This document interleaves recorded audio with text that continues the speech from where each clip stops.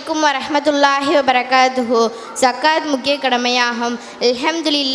அல்ஹம்துலில்லாஹி ரப்பில் ஆலமீன். அகில உலகத்தை படைத்த பரிபாலிக்கும் வல்ல ரஹ்மானை போற்றி புகழ்ந்து என் உரையை ஆரம்பிக்கிறேன். இவ்விழாவில் தங்கள் முன்னால் பேசியிருப்பது ஜக்காத் மிக முக்கிய கடமையாகும். கண்ணியத்திற்குரிய அல்லாஹ்வின் நல்லடியார்களே, முதலில் நாம் ஜக்காத் என்றால் என்ன, சதகா என்றால் என்ன என்பதை விளங்கிக் கொள்ள வேண்டும். ஜக்காத் என்னும் சதகா என்னும் தர்மம் என்று தான் நினைத்து கொண்டிருக்கிறோம். ஆனால் இரண்டு செயல்களிலும் தன்மையும் தகுதியும் வேற வேறாகும். ஜக்காத் கடமையான ஃபர்லான விஷயம், சதகா நபிலான விஷயம். ஜக்காத் என்பது ஷரியத் சட்டம் கூறும் அளவிற்கு ஒருவரிடம் உள்ள செல்வத்தில் வருடத்திற்கு ஒரு தடவை சொத்தை கணக்கிட்டு 2.50%, 2.5% அதற்குரிய பணத்தை ஏழைகளுக்கு கொடுக்க வேண்டும். தொழுகை நோன்பு எப்படி கடமையோ அதே போல ஜக்காத் ஒரு கடமையாகும்.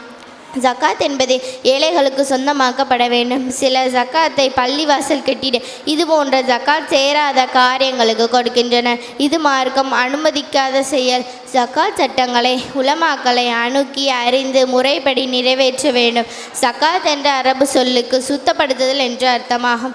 தனது செல்வத்தில் ஏற்பட்டுள்ள அழுக்குகளை ஜக்காத் கொடுப்பது மூலமாகவே நீக்க முடியும்.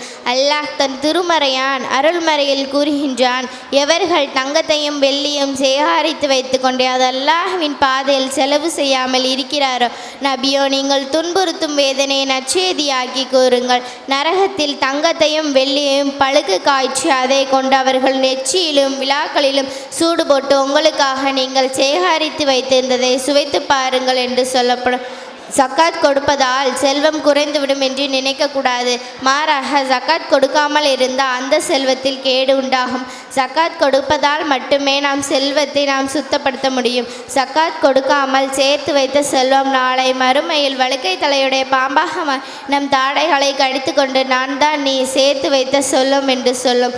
மரணம் நேரத்தில் இருக்கும் மனிதன் தன் இறைவனிடம், யா அல்லாஹ், எனக்கு சிறிது நேரம் அவகாசம் கொடு, நான் என் செல்வத்தை உன் பாதையில் செலவு செய்து விட்டு வருகிறேன் என்று கேட்பான்.